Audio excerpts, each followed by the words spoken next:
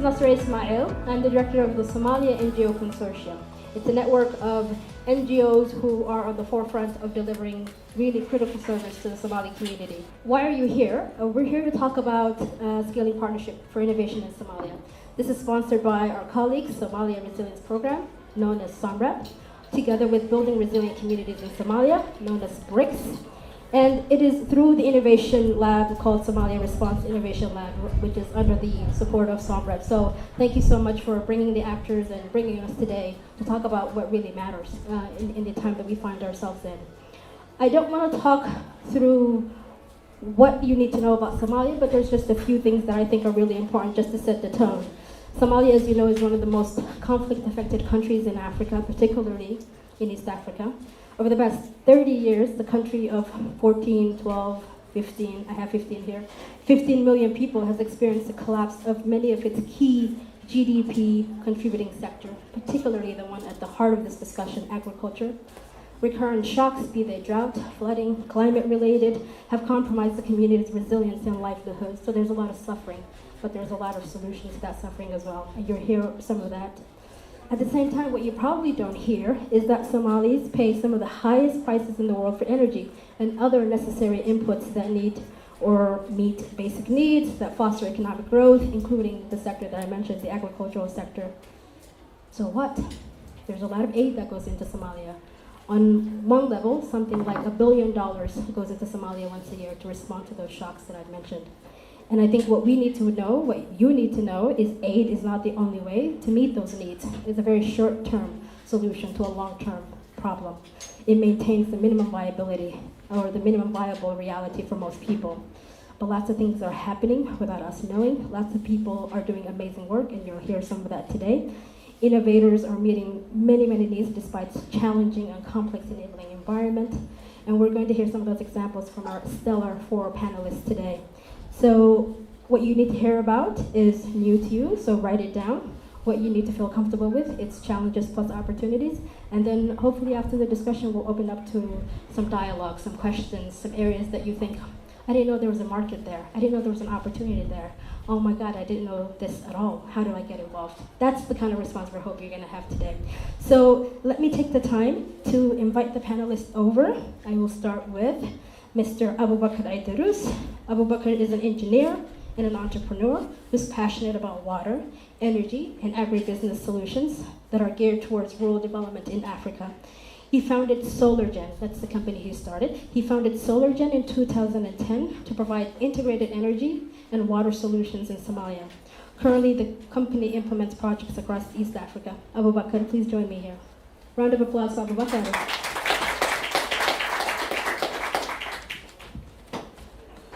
Dr. Hussein Hajji. Dr. Hussein Hajji has served for over 10 years with the Ministry of Agriculture in Somalia.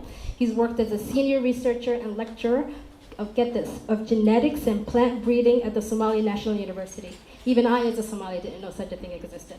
Okay? He has also served as the coordinator of the National Sorghum Improvement Program and a director of the Central Agriculture Research Station, CARS, based in Afgoye, which is inside Somalia.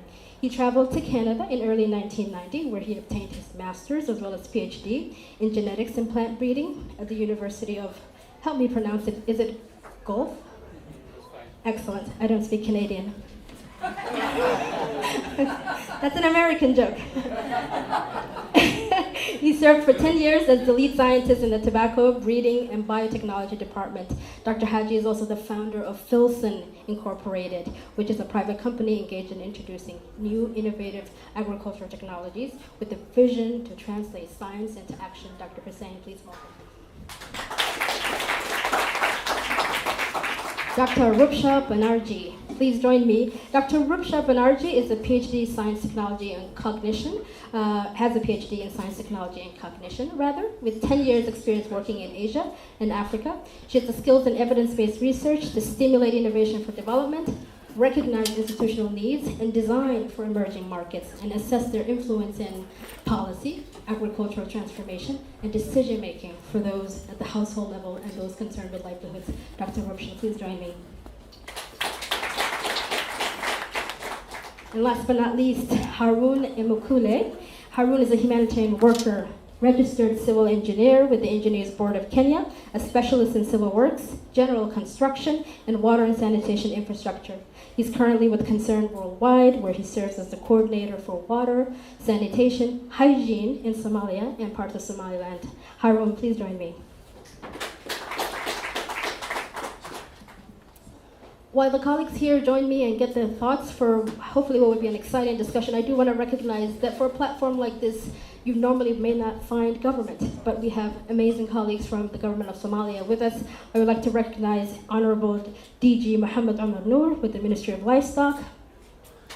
I want to recognize DG Musa Mohammed and Abdullahi Alas, who are with the federal government of Somalia at the Ministry of Planning, Investment, International Cooperation.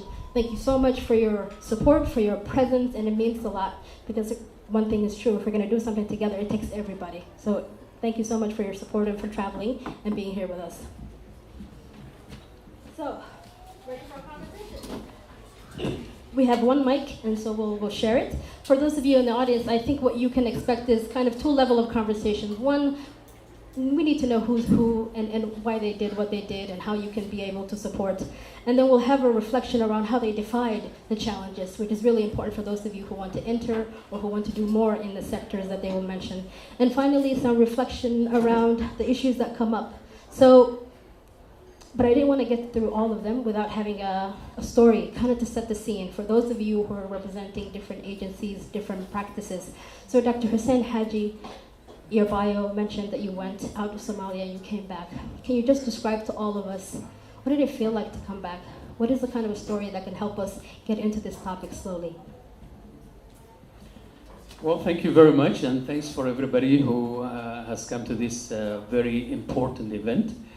And I really feel privileged to be here.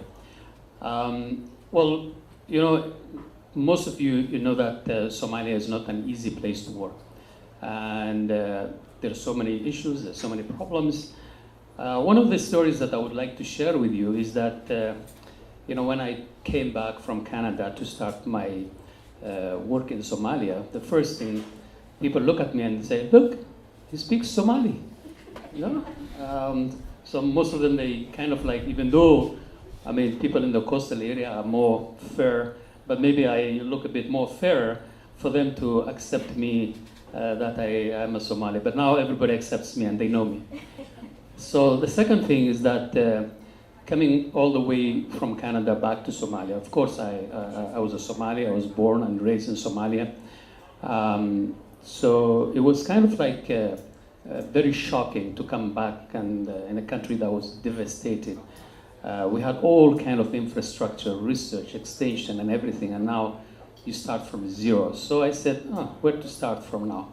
Coming from a research background, of course, one of the things that you would like to see, you know, establish some sort of small plot where you can practice your work. And by that time, in fact, we have established something called Somali Agriculture Technical Group, which we were doing a remote advisory kind of things to the Ministry of Agriculture, to the NGOs, to FAO. So when we established back in Somalia and went to Afgoy, the surprising thing for me, I mean, people were telling me, how can you go to Afgoy? You know, it's a very unsafe and you cannot go and establish anything there. And I said, well, I came back and I cannot sit in Mogadishu doing what? I have agriculture background, so my field, I have to go out into the field. So I took my first drive with the advice and everybody telling me, when you go there, people will ask you, what did you bring for us? You know, you go to the villages, and that's a very normal thing for Somalia. After you have been away, people wait for something that you provide to them because there's a world of NGO that have dominated the country that you have been away. So you are expected to provide something to the people. But I didn't have anything to provide, but all I wanted to provide is knowledge and you know, opportunity for future, for a long-term planning kind of things. So I went there, I met with some old colleagues in Afgoy, and some of them are very familiar, probably you know them, some of the commercial farmers who grow banana and other things. So I said, look, I'm looking for a plot here where I can exercise my work in Somalia. And then I was taken away, I was driven by some of the commercial farmers and they took me to different fields. the most surprising thing for me was that when I said, well, this plot looks nice because it's kind of like 5 hectares of land. It has small training facility area, which I can reform that place. And then it has a small office space kind of things where I can. And they said, okay, fine. So this is where you would like to establish your base. I said, yes. So the guy, before even I go for negotiation for anything, my expectation was that he's going to ask me for something, of course, what did you bring and all the things.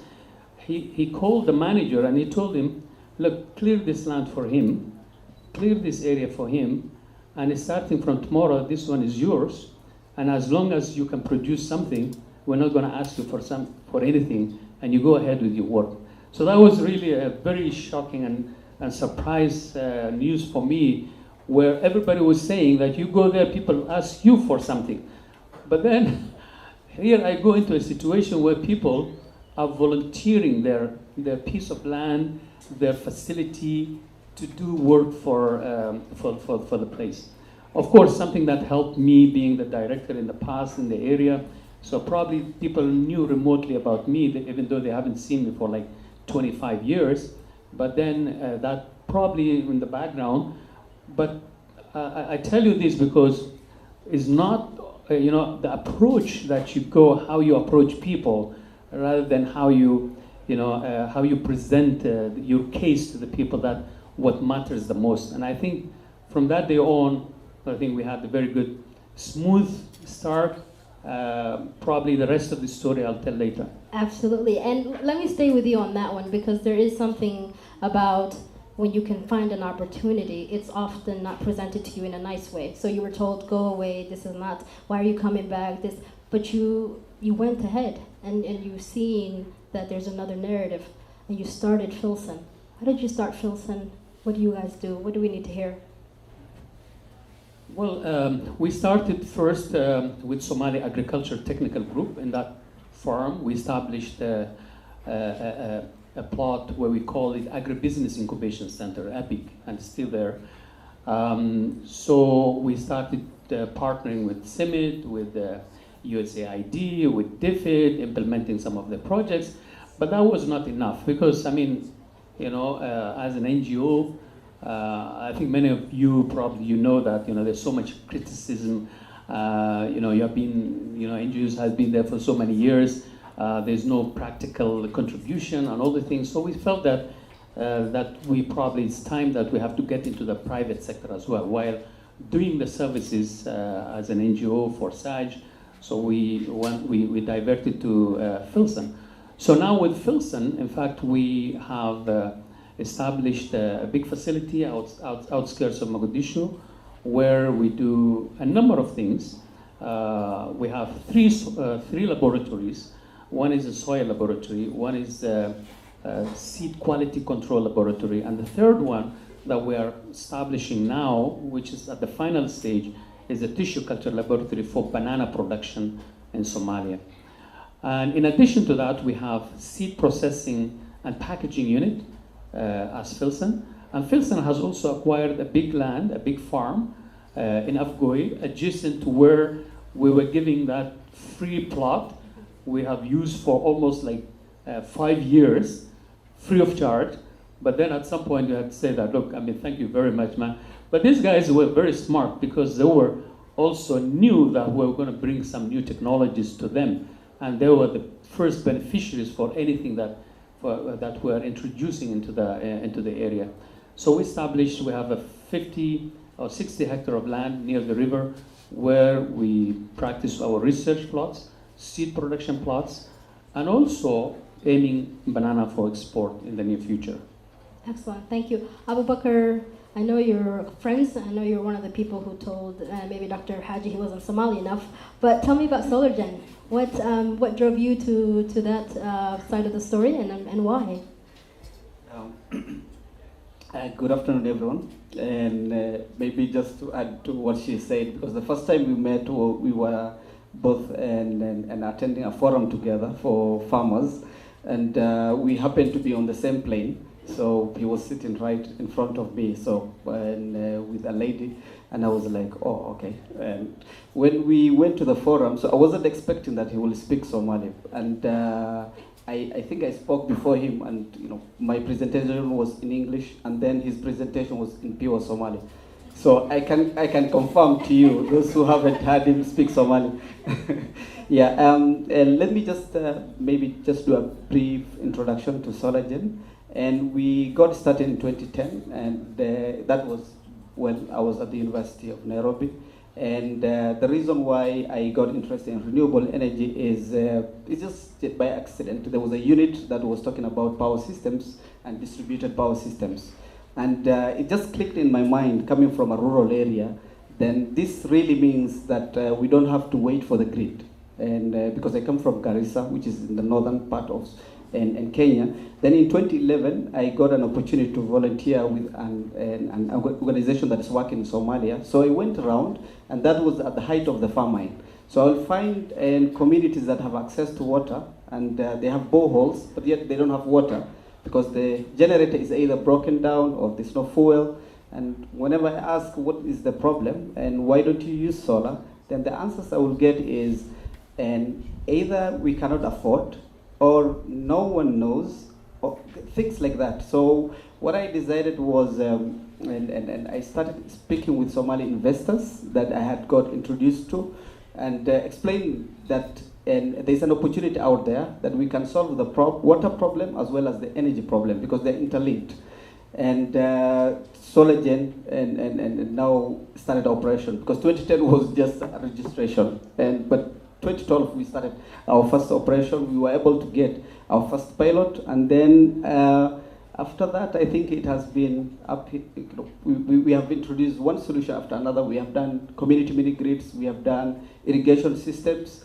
Recently we even introduced a revenue management system for the water, because when you do the infrastructure, the biggest challenge is sustainability, and because the communities are not well versed with revenue management, then at the time when you have problems, and this happens more often than not during the famines, then they can't afford fuel simply because there was no savings, no money has been collected, and and the officials have been pocketing and using this money, hoping that the generator will never break and the fuel will always be available, but that's not the case. No, thank you for that. I think there's commonality in those two stories about private sector sort of seeing a problem and addressing it despite the challenges. You mentioned, Dr. Hajji, NGOs, their brand, they've been there, what are they doing? So Harun, care to respond to that and tell us what you do with concern and why? Thank you so much for this opportunity, and I feel so privileged to actually attend this forum. Before I say what I do for concern, I just want to maybe mention something which Abubaker forgot to mention, which is actually something everybody is interested in. They are providing solutions, but they are also making money as a private sector. That is a very a key thing which we need to actually talk about in this room. And by the fact that they are able to sustain their businesses within Somalia, there is still a lot of potential within it. So that is something which I feel it needs to be echoed, even as we are trying to look for sustainable solution. A quick introduction of myself. Of course, it has been introduced, but as it was said, I'm a humanitarian worker and an engineer also. Life has taken me to several places within East Africa. I've gone to West Africa. I've actually reached to those most fragile places within the continent and also parts of Asia, with one main objective of actually trying to save lives and trying to look for more sustainable solutions. Currently, I'm actually working with in Somalia, which I was just sharing with some of the colleagues that it's one of the countries that have actually stayed much longer than the other countries. Why? Because there are a lot of needs there, and the environment is always changing, and we always try to think about different ways of doing things. So having said that, working with Concern has actually given me a lot of way actually to be able to reflect more on the communities and be able to focus more on their problems and solve them. So doing things differently has been my passion all through my career, and making contributions towards the resilient issues has actually given me a lot of gratification at the end of the day. And I would say I'm very happy to be here and be part of the forum. Thank you. Thank you, Harun. I think, yeah, there's not always there's different ways of looking at humanitarians, and I think it's true. There's the Horn of Africa perspective, but we do have dedicated staff in Somalia, and it is a difficult place, but it also kind of keeps you attracted to it and keeps you there. So 3 years is a great time, and we hope to see that you dedicate more time. But you know, there's this interlinkage between what you all are saying. Challenges is one thing, but opportunities is another. And there are different models. You've all chosen different models to address it. NGO, private sector, but energy, private sector, but again through research and seeds. Agriculture is a big part of the country. Livestock is a big part of the country. Livestock insurance. Dr. Rufsha, what do we need to know about that? Thanks a lot for having me here. I think it's a great opportunity to talk about not only just livestock insurance, but generally what could be done in Somalia and what we are planning to do. Well, livestock insurance, if I have to actually explain what it is, I can sit here till night and explain it. But what I will say is that let's start off with why we did livestock insurance in the first place. I think to a certain extent, calling it livestock insurance is a bit of an undercut, because what we basically wanted to do is that we wanted to, number one, target the pastoral community, which are often marginalized. They do perform a very significant part of the Horn of Africa because they rear livestock, it's an asset, and they contribute significantly to the GDP of these countries, especially to Somalia. It contributes about 40%, and that's a huge amount that it contributes.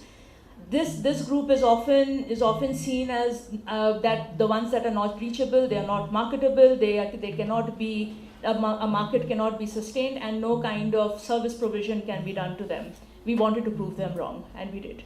So basically in the year 2010, the International Livestock Research Institute, which I'm a staff member of and I'm a scientist of, a group of us got together with academic institutions and government institutions, and we designed this product called the index-based livestock insurance. Basically, the idea was that let's give pastoralists a solution for a preventive measure for droughts, rather than always having humanitarian aid given after the disaster has struck. So basically what we did is that we designed this product keeping in mind coping strategies for drought risk. And the idea was that once a payout was triggered, this payout could actually help them cope with the drought risk in terms of using this money to pay for food, fodder, feed, veterinary services, so on and so forth. So that's why it was important, and as a result of which, what we did is that we crowded in the private sector, which was essentially the insurance companies. So they were the face of the product, and we were the ones who were doing things at the back. As we did this, one of the things, and of course, given people who know a little bit about the pastoral communities in Kenya and in Ethiopia, and of course Somalia, know that that they are primarily an Islamic population. So one of the innovations that we did was that we worked to make it a Sharia compliant product. And essentially, that's exactly what we want to do in Somalia. Like we have already worked towards that. We are now in part of a consortium with SomReP, with another organization called SERIS. We have done a feasibility study there, and inshallah soon we should be rolling it out as a big project, which not only just gets in technical support teams such as ours, but the private sector, the donors, and even the government. At the offset itself, we want to work with these groups together. Essentially because otherwise it will not work. Because given the complexity, and we don't call it fragile environment, we call it complex environments. And basically given the complexity of such environments, it is absolutely necessary that these parties sort of work together. So that's basically what we do and why we do. Everything you said, I think, just hit so many different points that highlighted, I think, the opportunities, the challenges, but I really want to say that we don't hear that much feedback around language, right? I'm not sure if all of you want to go towards a place that's insecure and more than challenging, but also fragile. Fragile is not sexy. Complexity, though. You want to solve a complex problem, right? Am I right? Right? Excellent. So really, thank you so much. And somebody clap. That got a clap. So give it a big clap. I love it. Excellent.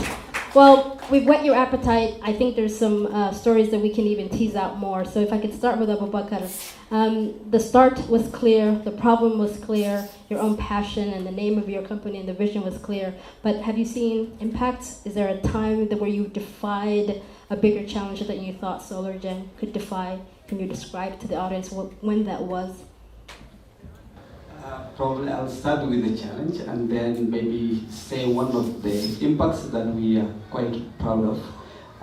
For the challenge, probably, and I'll say logistics. And when we say logistics, probably a lot of people who haven't been to Somalia will be like, logistics? Because probably people will think of financing, probably, and operational capacity, probably security, because Somalia. But I would say logistics is the biggest challenge that we have faced in terms of implementing projects across the country. I will use as an example. We had a site in 2018 in a place that's just 60 kilometers. So I'll use two examples, but I'll start with that one. 60 kilometers outside Mogadishu. That's the capital city. And there's no infrastructure at all. And the site is on the sea, just along the sea coast. We were doing here a mini grid, which is basically we were supposed to build the power and a house, and we were supposed to do the distribution system, so we were supposed to use poles. So the first solution we came with was, can we use wooden poles? And the donor said, no, that is environmentally unfriendly. Okay, we said, okay. We went back and thought and said, okay, concrete. And they said, yes, do it. We didn't think about the road. So what we did was we fabricated the concrete poles in Mogadishu. So the first thing was, do we have a vehicle that can take there? No. Because the vehicles that could carry the pole, which is 9 meters long, are not able to pass those roads. So we had to think through. And then we realized there were cars that were used by the military in the old time that are still in use. So we had to look for those cars to deliver the poles to the site.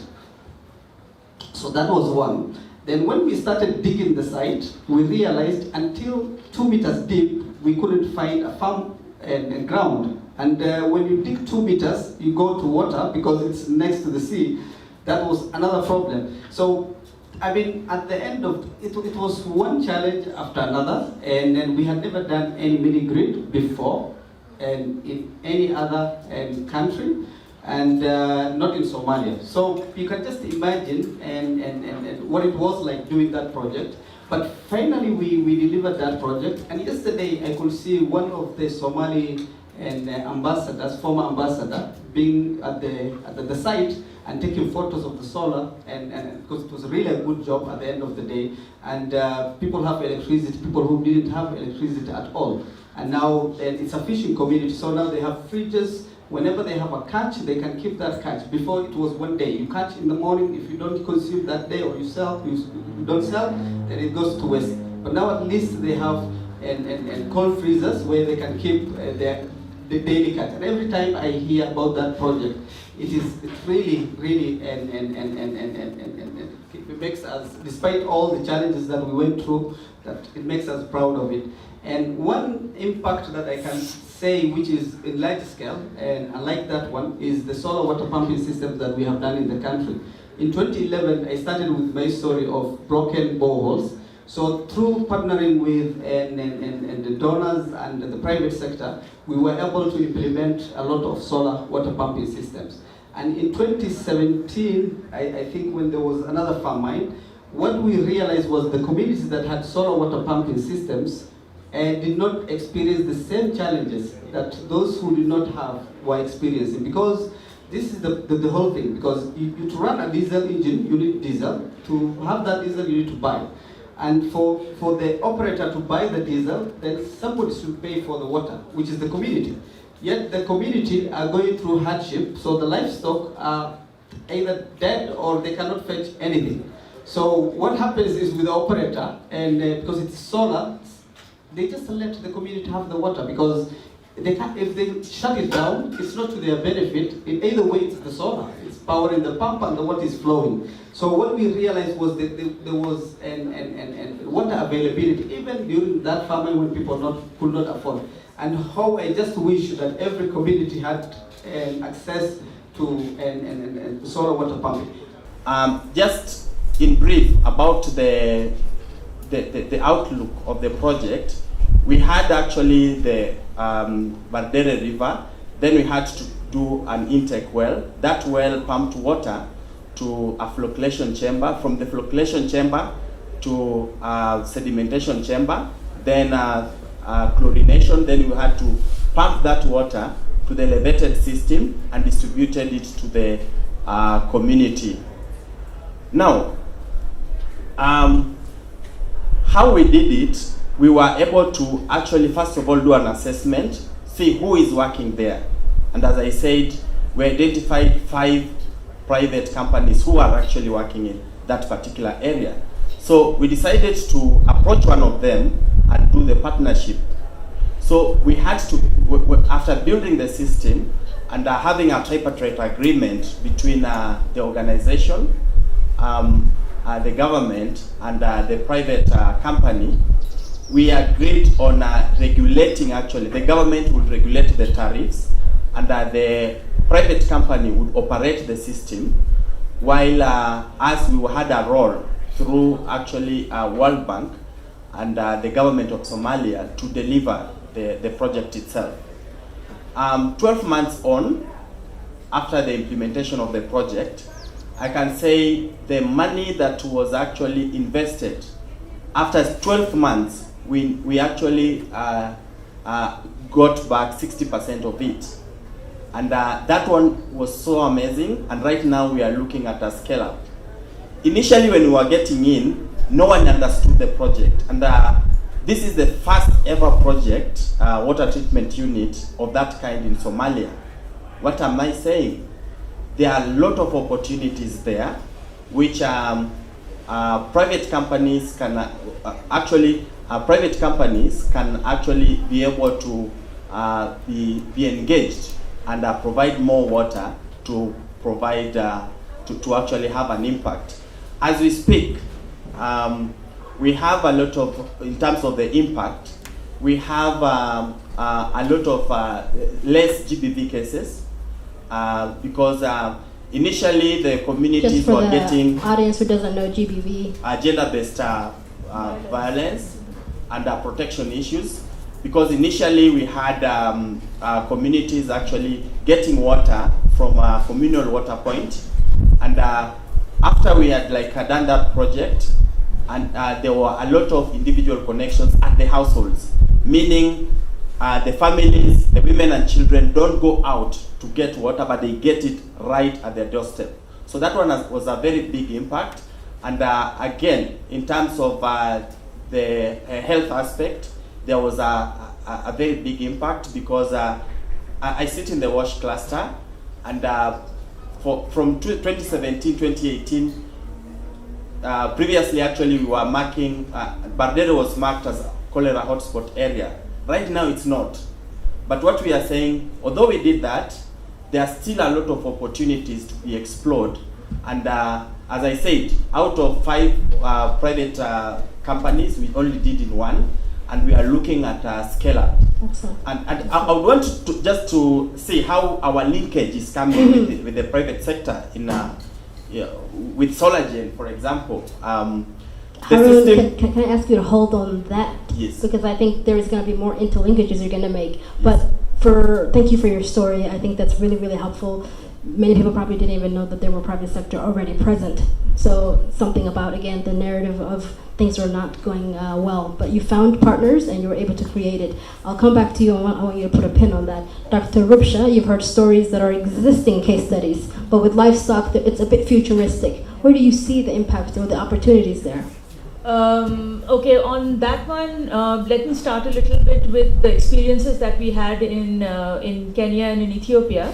One of the highlights of the experience in Kenya and Ethiopia was that the private sector, to a large extent, was in the forefront of the entire process of the index-based livestock insurance, and more so the government of Kenya in 2015 adopting it as a national program. So that was great. One of the things that I think one of the biggest opportunities is that, like, the community and cultural wise, the pastoral system is more or less the same across the borders. They have the same kind of needs, they have the same kind of drought shocks that they face. And more than anything else, even in Somalia, which is often considered as a place where private sector doesn't have much of a role, there are actually insurance companies already there. There is in Mogadishu, there are already motor insurance, there is health insurance. There is actually an office in one of our partner organizations in Kenya called Takaful Insurance of Africa. They actually have an office in Hargeisa, which actually does health insurance as well as motor insurance. More so than that, there are telecom companies over there, and Somalia actually, as much as can be broken, but it has the highest amount of telecom business transactions, that are mobile transactions that actually happen over there. These are all opportunities for us, because one of the things that we have done a lot in Kenya and Ethiopia, and we have got to where we have got, is because of the use of mobile and digital technology. So we can harness that as far as Somalia is concerned. There are already existing organizations such as SomReP, BRCiS. They have a network on the ground. They have NGOs who are working with them. Concern International is one of them. Care International is one of them. They have their own groups over there. They have their own networks. Those can be harnessed. The WFP has a scope program over there, which actually has a registration program, and it's a digitally registration program for actually providing humanitarian assistance. They also have a kind of network of shopkeepers over there, like designated shopkeepers. So essentially what we're talking about is a very strong community network, which Somalia is known for. Their social capital is enormous. Like, we know that from the kind of remittances that come into the country.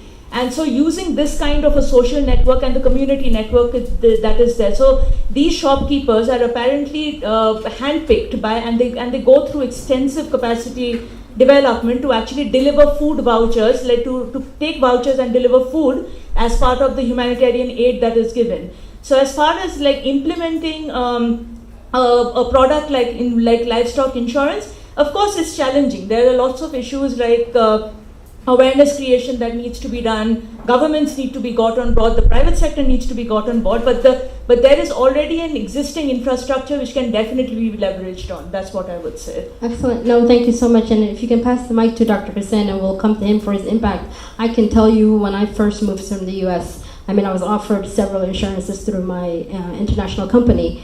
2 years later, a great company, I'll just say it. There's nothing negative about it, but when I chose Cigna, the facilities were not there. It would take me 50, 60, 70, 80, 90 days just to get a claim, when I could have just registered with Takaful. I know where their office is. I can use the facilities for some of the mundane, random, medical checkups. So even whether you're living inside or outside, sometimes being local is the most savvy thing a business can do. So I was glad you were able to mention Takaful. And now there's a second competitor right here in the insurance business. So it's not a monopoly. Yeah. Dr. Hussein, impact? Unlike what you heard from Aidarus in SolarGen, the agriculture is more complex, because I think what Aidarus here, all what he needs is to set up his solar panels and light a house. So, but easy stuff, easy. In the evening you will see the lights on, and then the impact is there. But in agriculture it's different. It's a whole value chain. So, and this value chain starts with the land preparation, use of seed varieties, inputs, pesticide control, pest control, and all the things, until you get into the storage and all the things. So when we started, in fact, we wanted to make sure that the 1 ton per hectare production of maize is not a true statement in Somalia. Because if you look at the figures of FAO, and you see that maize production in Somalia is just like 1 ton per hectare. What is the potential? The potential in the world is like 10 to 15 metric ton per hectare. So we wanted to explore that. And to do that, you have to start with the soil first. So we started with soil, we did soil analysis, and we realized that the soil pH in Somalia is very high. The phosphorus level is very low, and this is in relation to pH. If the pH is high, the phosphorus level, I don't want to get into science, but the pH high, phosphorus low. Nitrogen level is low. And these are the basic necessity for the plant to produce its potential. So if you can't get that, so no matter what you do, you will remain with this 1 ton per hectare for maize and 0.3 to 0.5 ton per hectare for sorghum. So what we did, we started with that analysis first, soil analysis, and we realized that there is a shortage in the soil. So we started our experimental plots to show to the farmers in the demonstration plots in 200 farmers in Abubaker, in Abkui area, to show them that from 1 ton, you can go to 5 and 6 ton per hectare. So that was proven with addition of fertilizer, whether it's in the form of organic or inorganic, you can reach the potential. Of course, this has to be coupled with good agricultural practices as well. So now, once we have proven that, now you have to look at the value chain again. So the farmers will come and ask you, where do I get the phosphorus from? Where do I get the nitrogen from? So now you have to start establishing a network. The agri-dealers has to come in place in order to establish this kind of system. So we're working with a number of agri-dealers, and in fact, Filsan itself has an input supply branch where we imported DAP as a source of phosphorus and urea as a source of nitrogen, at least to improve the production level in Somalia. But the impact, to realize the impact immediately, it takes time. You need to establish all the elements of value chain to make sure that you reach the impact. But now, that is from the agriculture side. But as I said, we have established in Filsan like a laboratory for seed quality control. So we started with a small number of seed testing for germination, purity, and moisture.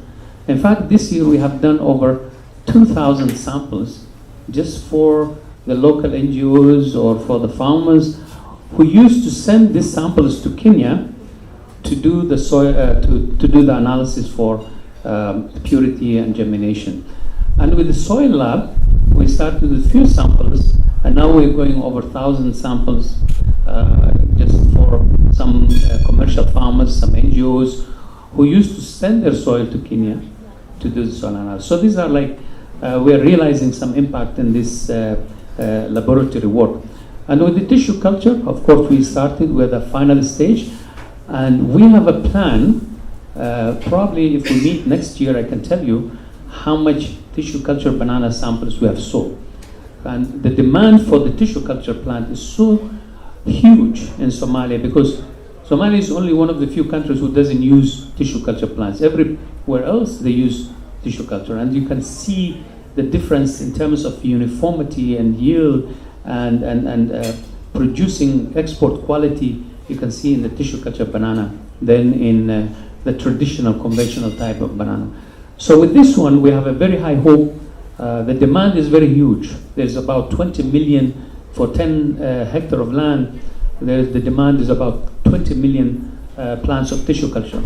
So we are planning to have our first million this year, hopefully, once we set up all these things in place. We already have the laboratory set up, and we are thinking of upscaling in the future to reach the demand in Somalia. Unlike Kenya, Kenya in the banana production area, they call it shambas.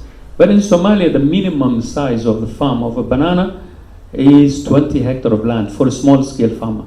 If you go to commercial farmers, you're talking about 200 and above hectares of land. So the potential is so huge, and we're targeting that for this year. Hopefully we'll get there soon. Excellent. Thank you so much. I'm bewildered by not only the numbers, but I always feel like a student when I'm listening to your story, because there is something really didactic about, yes, it's a private sector, there are challenges, solutions, but some really incredible comparisons that does indicate potential, and I want to come back to potential. But reflections on what you all have just shared. I'll start with Haroon, and then I'll come back to Aidarus, because there was a shot fired that your business model is simple. So that's from your friend. I'll come back to you, but Haroon, you wanted to react to what Aidarus said earlier. Yeah, thank you for the opportunity again. What I wanted to talk about is very simple.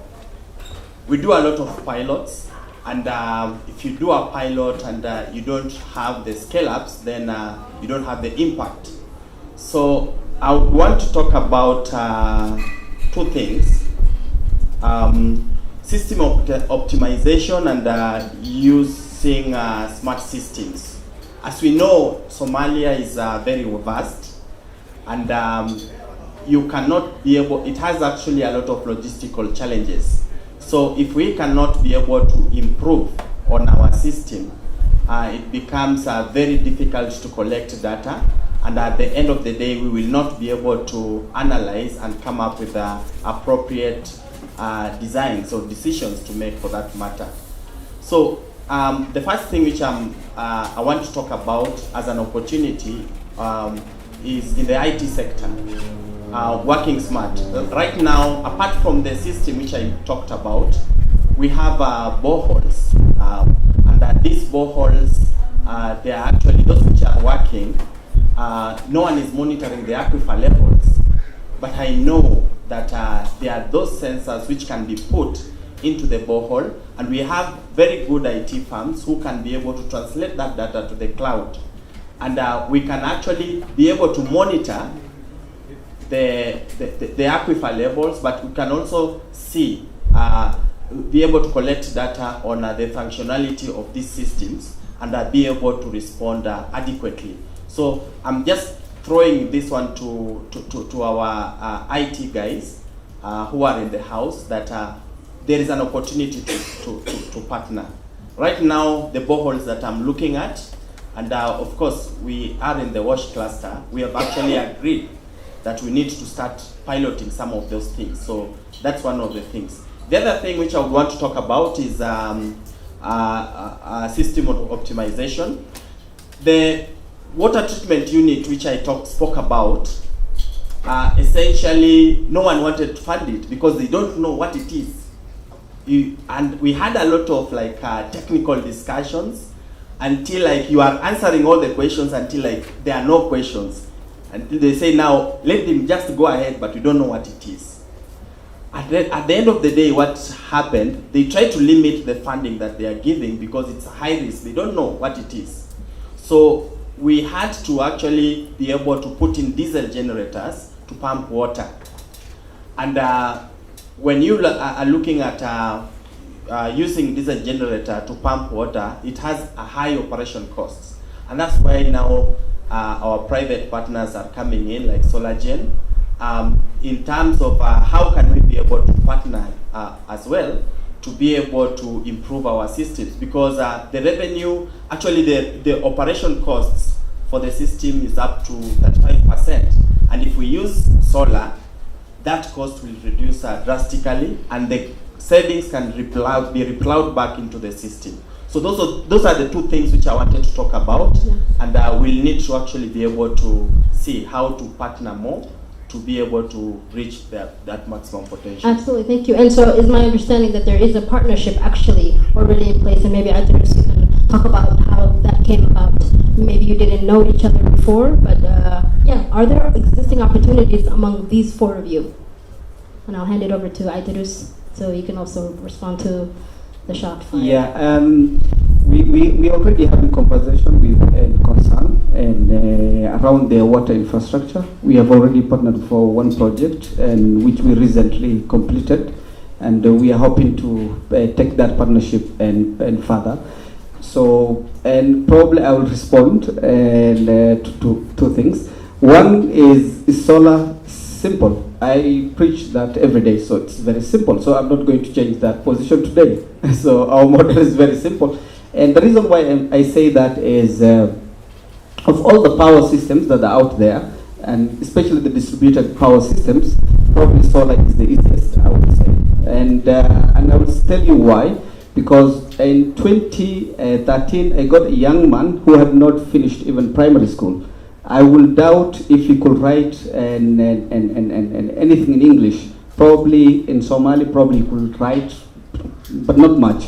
And yesterday, he finished and commissioned a mini grid in northern Somalia. And I wish there was a projector here. If I show you the photos of the final product that he did, I have no doubt you will say it's world class. It was a multi-cluster and a German technology where you were integrating different types of systems and doing configurations. And he was able to communicate to his project manager who speaks English, but Somali, who was also speaking to some Germans who were based in Kassel. And they were able to finish the project successfully without any intervention from anyone else. So is it hard or is it simple? It's simple, I would say. I will come to farming. I agree with Dr. Hussein that it's very complicated. And I'll give you examples. And 2 months ago, I was in Hobyo. And on my way to Hobyo, I found a very nice small farm with drip irrigation equipment and with a shed, nicely done, but nothing going on. So I spoke with the NGO that did that job. I had a conversation with their country manager, and I was like, what is happening here? And he said, you know, we did this in collaboration with an entrepreneur farmer who have never farmed. And once we finished, and I mean, he couldn't do anything with it. And why is that? One is you need skills, you need the technology, and beyond that, you need also the willpower. So I joked about it, and in this country we have about 42 tribes. So there's one tribe that we know for really going and doing a lot of good farming, and this is called the Kikuyus. So I was like, I wish this was given to a Kikuyu guy, and he will have fed all of you here, which is very true because they understand farming. So beyond that, I had to have a conversation with him. Is I wish you did and bring one person from Kenya who understands farming very well, and especially the systems. Then they work with the farmer for 6 months, and once they see the crops, not only the crops, but how much that fetches out there in the market, because tomato is very expensive in Hobyo. You cannot even find one tomato. It's only canned tomato that you can find, paste, basically. So it had someone demonstrated that technology through practical work and training, then that farm wouldn't have been there. So I agree with him. Unless we have the skills, we have the technology, we have the right seeds, we have the right input, and demonstrate that one to the people who we want to become farmers, then it will not be that simple. My solar is simpler. Excellent. No, that answers already the other question, which is, what do you each individually need to scale your innovation and solution? But I'm so sad because I want to turn to the Q&A. We have only 2 more minutes. And then I have a little thing that I wanted to share. I want to start with Harun, Rupsha, and then go around. You have 3 seconds. What's the one thing holding you back that you need everybody in this room to know? Literally, 3 seconds. Go. One thing that it's already over, Harun. It's already over, Harun. I'm so sorry. Okay, do it again. Actually, what I would want to pass across, there's a lot of opportunities out there, and I thought you asked. And I would want us to actually work together as NGOs, as a private sector, and also the government who are also here. And together, if we can work together, we are going to deliver enormous results. Excellent. So it took you about 15 seconds, but collaboration, everybody on the same table. And I really appreciate prerequisite willpower. So Dr. Hussein, and then I'm going to end with Rifsha. Well, I just want to go back 1 second for what Aidarus was saying. You know it's not 1 second, but go ahead. Well, yeah, no, 1 second. Because Aidarus, he forgot that we have a partnership also. Because he talked his partnership with Concern, but not the partnership. I took him to Filsan, to set up a whole solar system for us. And I have his quotation still there. So no, it's gonna be. But I was buying time so that you go down with your price. But anyway, went to expand now into the farm so that we can have a bigger solar system in place. So one thing I would like to say, if you allow me, Somalia is a difficult area to work, but the opportunities outweighs the difficulties. So I went there. My look is a bit different than the average Somalis, and yet, I want to prove I walked from Number Afar all the way to Hamarweyne, and I come back and they look, he looks like a turkey. He looks like, but there's nothing. I mean, people are scared for no reason. Of course, there are some elements that you have to be careful of. I'm going to ask you to please wrap up. One thing, what do they need to hear? Yeah, what you need to hear is that there is business opportunities. If you have money, you bring it, you give it to me, I'll do it for you. If you are scared of going there, you just bring it and then we'll do it for you. Excellent. And then last but not least to Rabsha. I think I'll just reiterate what everybody said, the coordination bit, but not just with the private sector, the government and the international NGO organizations, but the development organizations, essentially the donors. We know there are a bunch of them sitting here. Help us. So it's like, and I think it's a worth it cause. Like it's part of a Horn of Africa disaster risk reduction program. That's what I would say. Wonderful. Round of applause for everybody who's been really kind enough to share. Q&A. So we've got about 20 minutes for question and answer. And my style is that you actually have to ask a question. Otherwise, I would be a little bit less generous than I was to the panelists. So please, your name, affiliation, organization, and then a question. And it would be amazing if you can target it to Filsan, to SolarGen, to Concern, or to Dr. Rabsha with not World Vision. IRI. I'm sorry. So hands up. I'll just call on you. Excellent. I love it. Mustafa. Good afternoon. My name is Mustafa Othman from Shaqadon organization, a local organization based in Somalia and Somaliland, providing 4 main services: youth employment, youth entrepreneurship, technology for development, and private sector development. And the question I had is actually related to some of the work we're doing now in Somalia, which is we just recently launched a crowdfunding, equity-based crowdfunding platform called Tarmiya, really focused on supporting young entrepreneurs to start or to scale up their businesses. Because this is one of the major issues that young people in Somalia are facing. Trying to get funding to start their businesses is one of the major challenges. Unemployment rate in Somalia is about 75%. So we see job creation, them starting their own businesses as a way to eradicate unemployment. And your question is?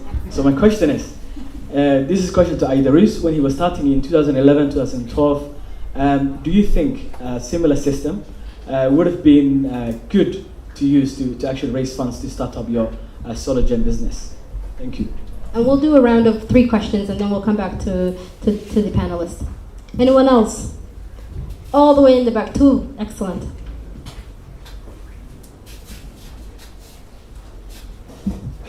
First of all, my name is Mohammed Abdul Zain, and I'm a humanitarian worker. I'm part of BRCiS Consortium, which is one of the largest consortium in Somalia. And I must appreciate all participants and also our experts that we are going to raise questions. And I think it is very interesting topics, and I'm very interested in agriculture and livestock insurance, which is one of my background. The questions that I would like to raise is in farming land to Dr. Mo'o. I also like to listen to his videos in the YouTube, which is very, very interesting. I know, and he works with some of my colleagues in the secondary school, Hussein, who is one of my best friend, and I know him. He not only saved the people, but also he has produced a generation that has gained a knowledge within Somalia and skill. I really appreciate for him. The question is, in BRCiS, we work in different areas in Somalia, but in the private sector, it is one thing that we are looking for. I wanted to ask one important question, which is in doing farming land in arid areas. In Somalia, there is riverine areas, starting from Hiran. Please, your question. Okay. The question is, how can farming land be done in arid and semi-arid areas, which is very dry? That's my question. What is the best methodologies that we can use? Thank you. Thank you. Last question in the back. The other question is, yes. The livestock insurance. Mm-hmm. What is the best ways that livestock insurance can be introduced into Somalia? Excellent, Thank you. excellent. We'll add the last question for those four and then come back. Hi everyone. My name is Matia. I'm not Somali, but I have a lot of Somali friends, especially during Eid. I know Aidarus because I sat with him very many years ago in a school somewhere here. My question is to all of you. What is the importance of social capital when you're trying to get into a country like Somalia? All of you that went there through work, through relatives, through friends, can I just walk in and start a business? Thank you. Wonderful. Can you just repeat your question? And that was to Aidarus. It's actually to everybody. Oh, everybody, okay. Yeah, what I'm asking is, what is the importance of social capital? What I mean is, all of them went to that country through an affiliation. Either it's a work affiliation, or it's friends, or it's family. How is it important that can anybody just walk in without any of those things and still succeed? And if Excellent. so, Excellent. how do you do So the importance of either knowing how to tap into, how to identify the social capital and what it's made a difference for everybody. I'm going to start with Rupsha and just go all the way down. And you guys, I think there's a directed question on insurance, and feel free to answer any of the others. Thanks for the questions. I think the one on insurance was, what are the best ways of introducing livestock insurance in Somalia? I wouldn't say that there is a best way, because honestly there is no best way. It depends really on the country, and everything is country specific and context specific. What we would say is that there is always the entry point is always first to understand that do the people themselves need the product or not. We cannot impose it on them. So essentially it means that there is a process which is followed. That means engagement with the government, engagement with the private sector over there, engagement with the communities over there, and a bit of understanding. So in the case of Somalia, one of the things is that they do share the borders with Kenya and Ethiopia. Like there is a Somali region in Ethiopia, and then there is Wajir, Garissa, Mandera, which share the borders with Somalia. So, and this pastoral community, they talk. Most of the thing is actually word of mouth. So they know about the product. They understand that, they know that there is something that is going on across the border and it is helping them. So as a result of which, part of it is that there has been demand in that sense already, which is there. So in that sense, yeah, the community wants it. How do we go about it is that we first engage this level of people. We understand whether they need it or not. And then, of course, there is a whole lot of things that need to be done. One of them is putting a system in place. That is what we would like to do as a first step.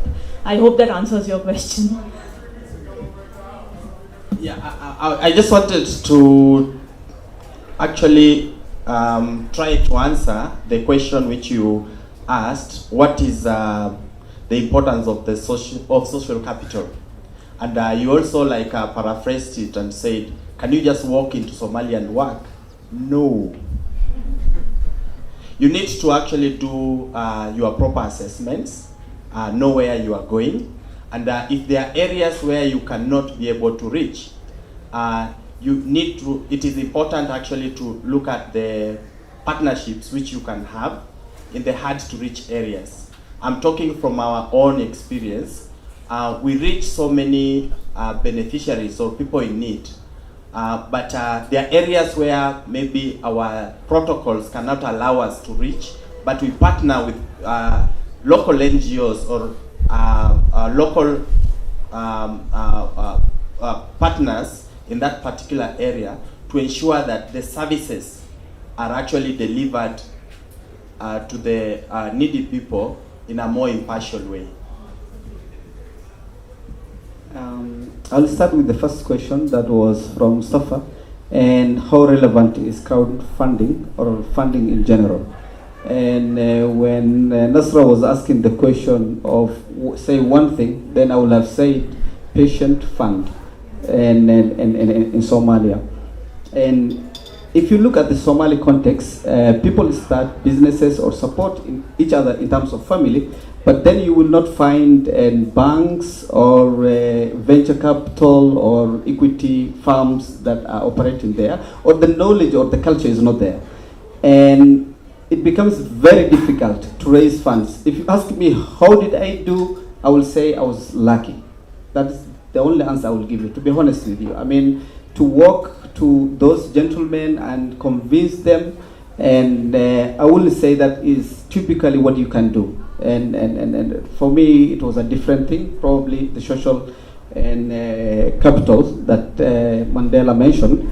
And so that is very important. And I will also say, please also add and maybe accelerations where you will mentor, because some of us do not get, so we learn through the hard way. So they know how to structure a business as a small or a startup, and then beyond the fund also you give them. That's something also I think Tethered Up does. And then there was the question about, can you farm arid and semi-arid? Yes, I will not preempt you what the doctor have to say, but I will look at it from system point of view.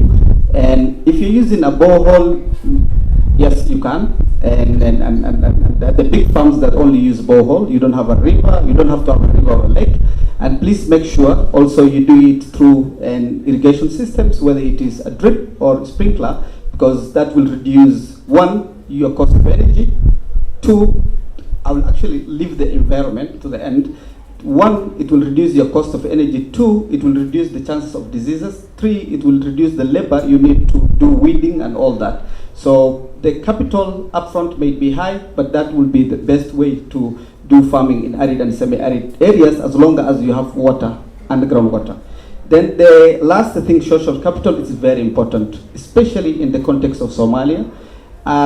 I will say probably what worked best for me when I started the company was actually to look for Somali investors. Had I looked for investment outside the country, which I cannot count on, that I will have got, and I can tell you why, and probably approaching those businessmen that stayed in the country for the last 30 years, who understood the context and the environment, really accelerated, because today we have 60 staff members, and we have grown to about 5 million USD in terms of revenue, and that wouldn't have been possible if we didn't have investors who understood the ground very well. So that is a very important thing. And I will mention one thing that we are good at as SolarGen, probably others are also doing, and you can explore if you want to work in that country, is currently we have a partnership we are working on, and with a partner called PowerGen. They are quite known in Africa for mini-grid specifically. And now we have a partnership where we want to really light up Somalia. And because SolarGen already has the technical capability on the ground, because we have built mini-grids. So they already, with us, they have boots on the ground, logistically and context-wise, technically. And all they will have to do now is just raise the capital, because we also have a presence here in Kenya. So with all those, well, you can navigate. Last comment. Well, I didn't know that you were agriculturalist always, and addressed the arid land question very well.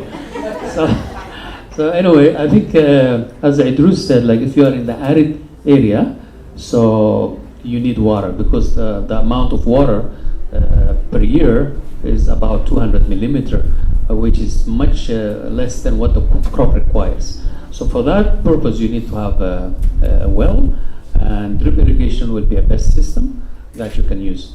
But now, if you are in a semi-arid area, which is like in the bioregion area, lower Shabelle area, in the dryland condition, so you have a much more water rainfall than the arid area. So you can have around 400 to 500 millimeter per year.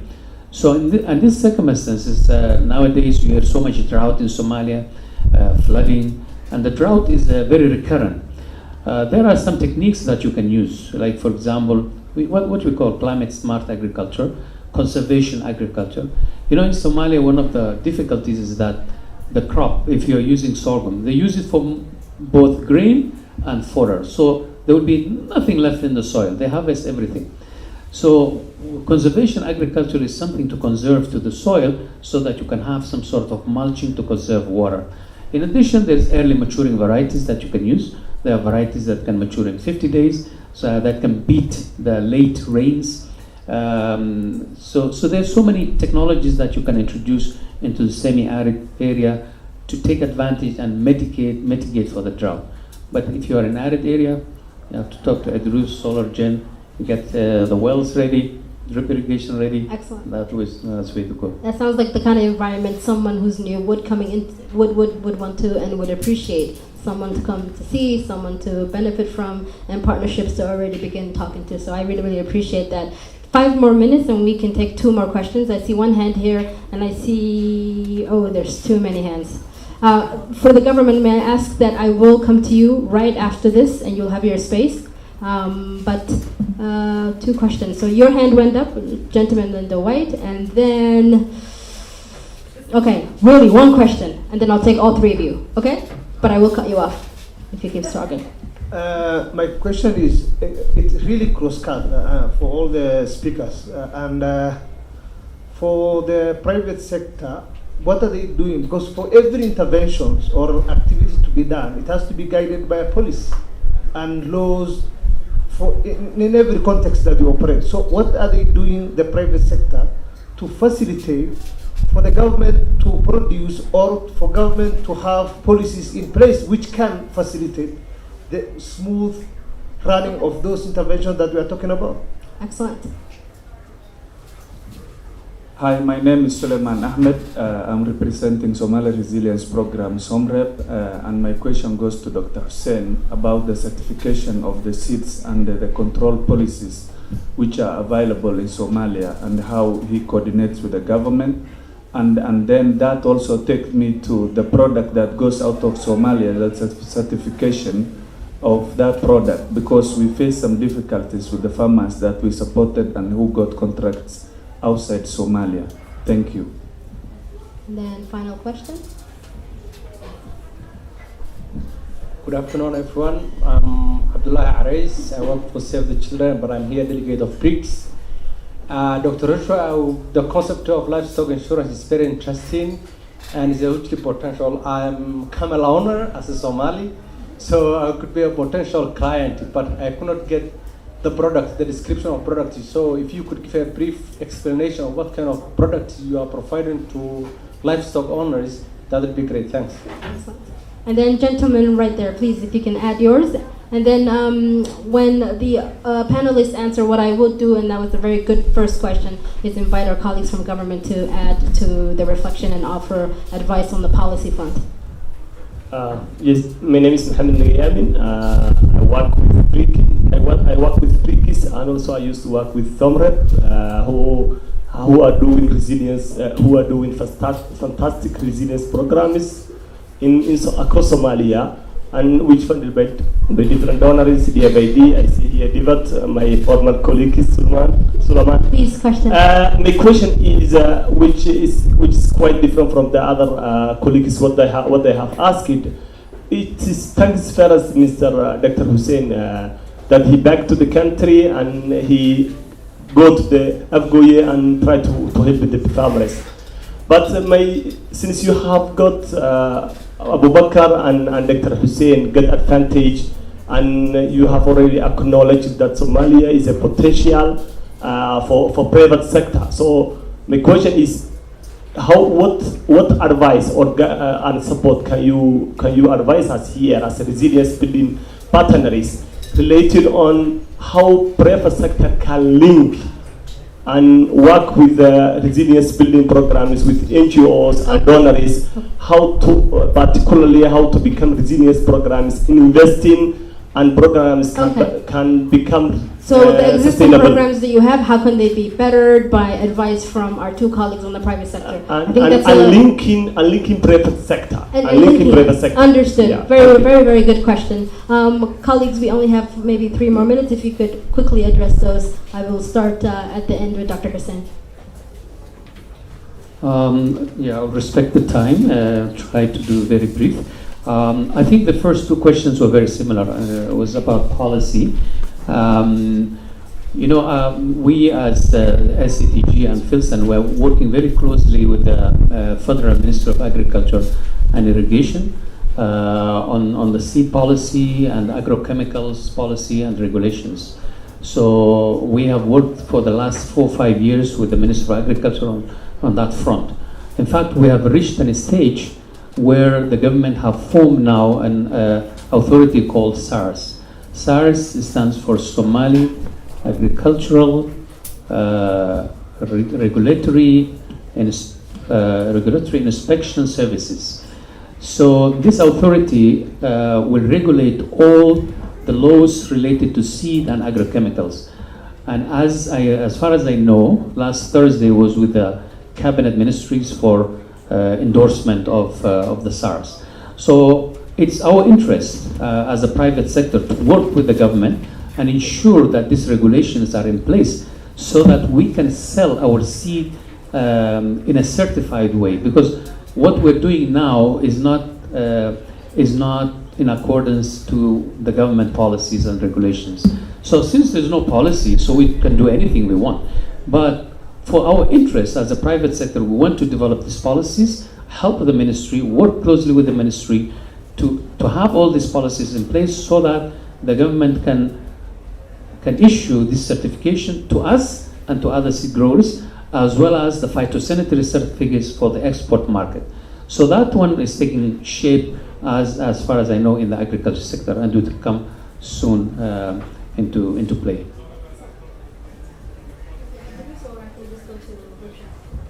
I think the questions on the private sector.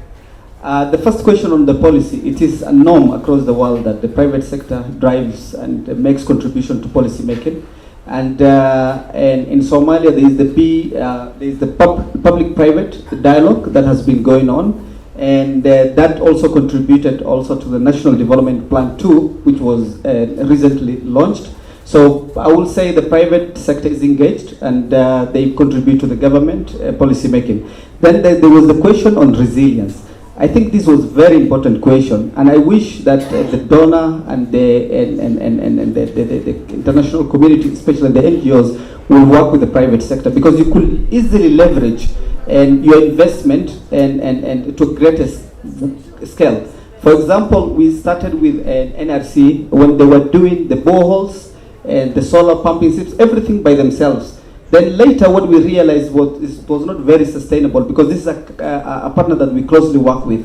So the feedback was, and this is not sustainable because the private sector is not active. So what they decided is to change their model, and now what they do is find a borehole that is existing, that's a problem in terms of energy, and then they provide solar and have an agreement with the private sector to provide the water at affordable rate.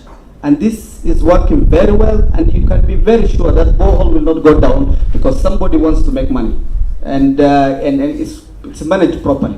So if you go through and such kind of partnerships, one, you will, I mean, for every cent you spend, at least you will get another cent that will be spent by the private sector.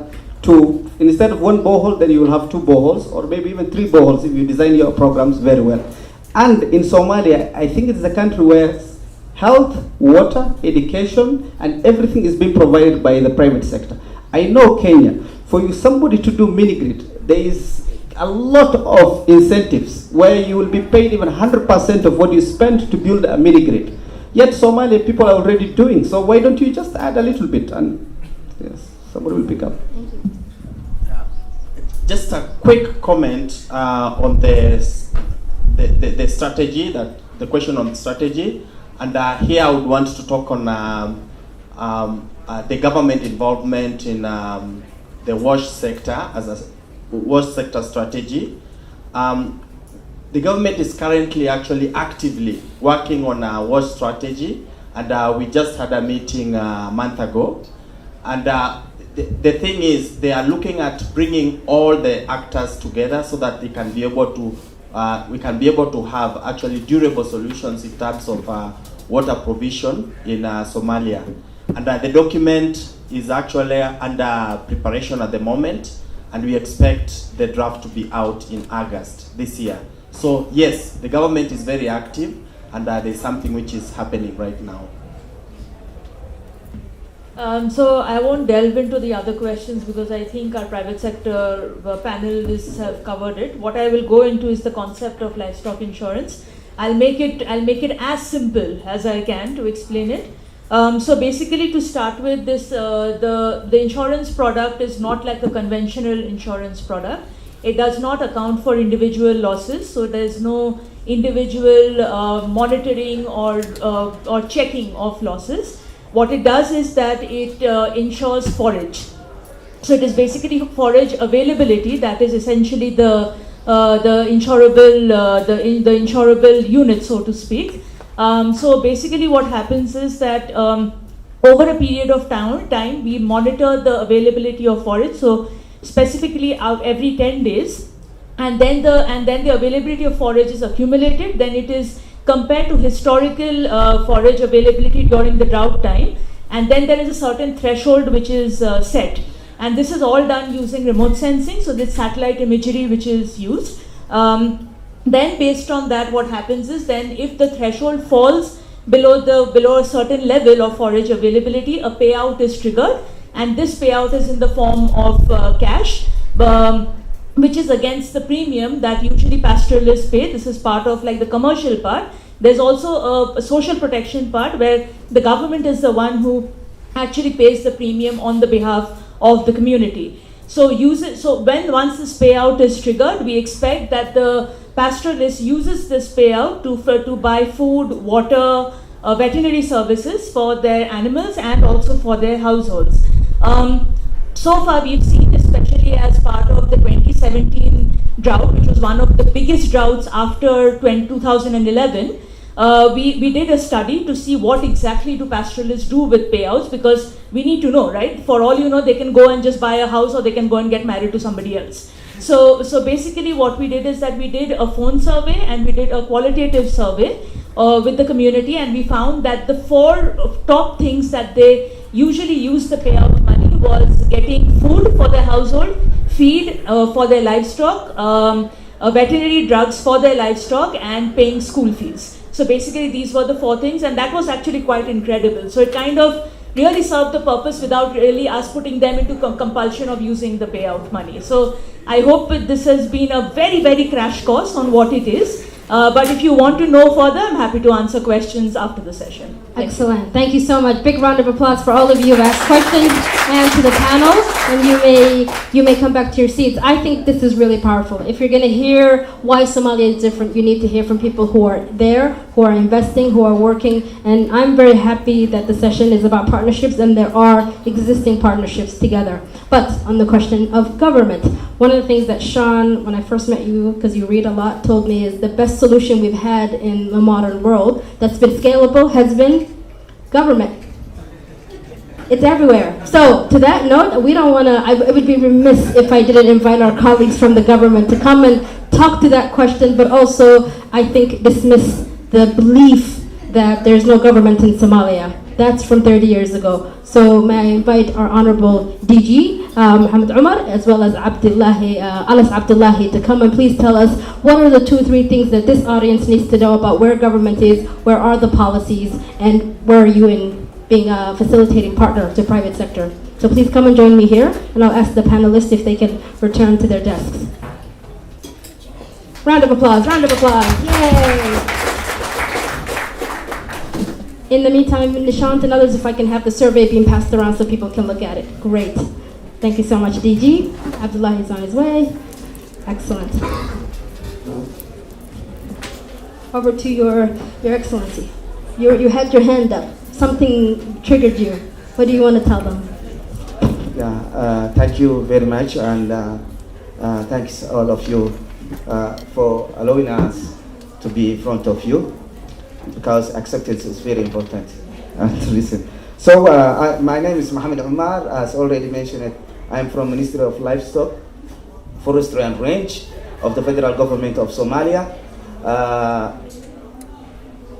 I'm here to talk about what is the economy of Somalia right now, because livestock is the backbone of Somali economy.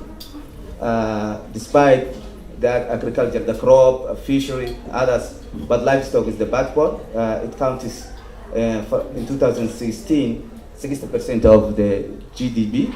Now it is about 40% of GDP. Last year exported 3.2 million live animals, and others carcass, what's called carcass meat, meat. So people of Somalia depend direct or indirect in livestock. If you don't eat daily meat, when they meet, you are in trouble in Somalia. So that you can feel that this local demand is higher than foreign demand.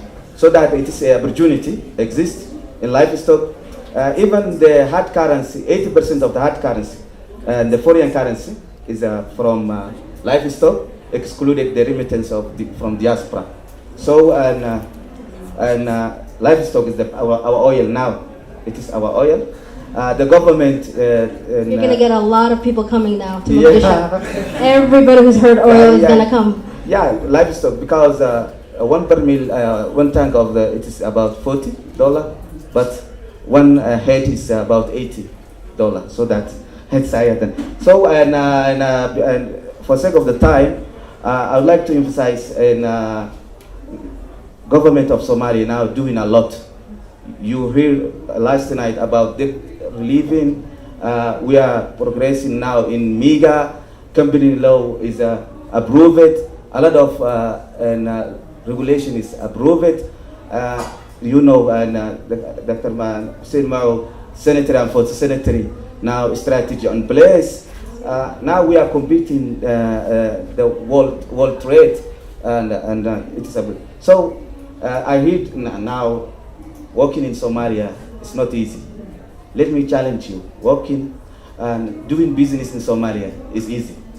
Yeah. Excellent. On that note, that's wonderful.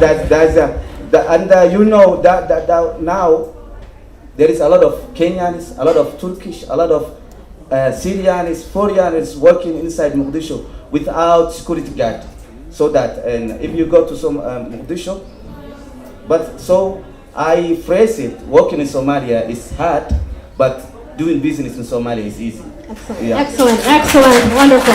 Thank you, thank you. Minister of Commerce now is doing one-stop center. You can get, if you are from agriculture or crop, we are in the same building. Agriculture, commercial and industry, Minister of Livestock, same building. You cannot go this office and another district. In one compound, you can get Minister of Agriculture for crop, you can get Minister of Livestock, you can get Minister of Commerce and Industry. You can.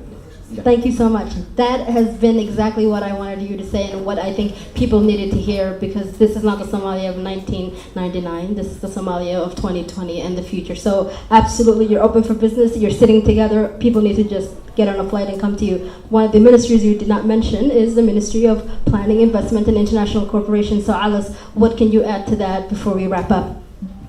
Thank you, Nasra. I never thought I was invited to this side of the room. But my name is Abdullah Alas. I'm with the Ministry of Planning, Investment, and Economic Development. What my friend, the DG, is trying to tell you is that Somalis are basically generically entrepreneurs, socially, economically, and elsewhere.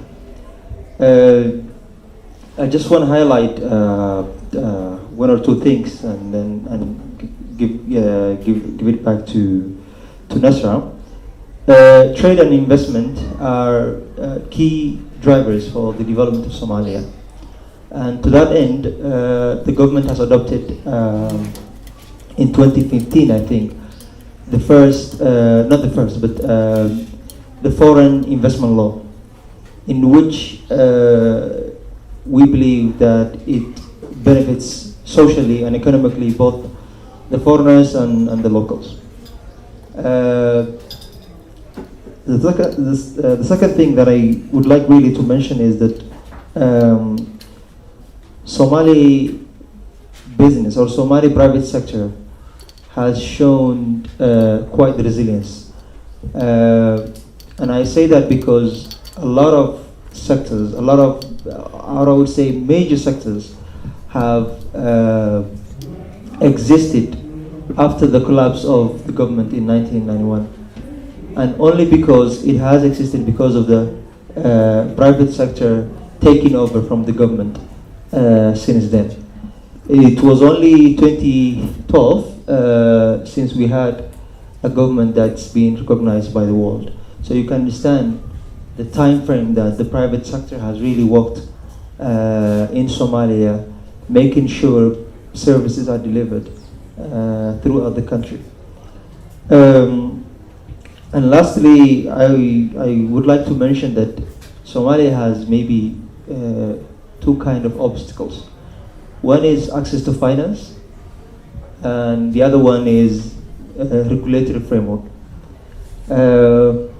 In terms of regulatory framework, I believe the foreign investment law, the company law that my colleague just mentioned, and a lot of policies that has been developed by this current government and the previous one has really addressed much of the issue of the regulatory framework.